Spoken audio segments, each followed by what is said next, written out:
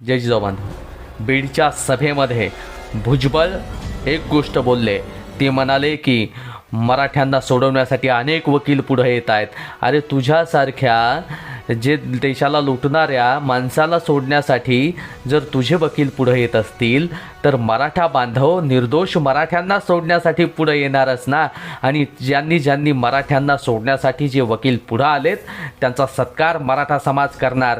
तुझ्यासारख्या लाभाडांचा सत्कार जर तुझी माणसं करत असतील तर मराठ्यांसाठी लढणाऱ्या स्वाभिमानी वकिलाचा सत्कार हा मराठा समाज करणार आहे. आणि बीडमध्ये जी जाळपोळ झाली ती तुझ्याच लोकांनी केलेली आहे, तुझ्याच माणसांनी केलेली आहे आणि ते तुलासुद्धा माहिती आहे. आणि बीडमध्ये मोठा राजकीय स्टंट उभा करण्यात आला आणि प्रत्येक नेत्याने आपापल्या विरोधकांची घरं जाळण्याचं काम बीडमध्ये केलेलं आहे.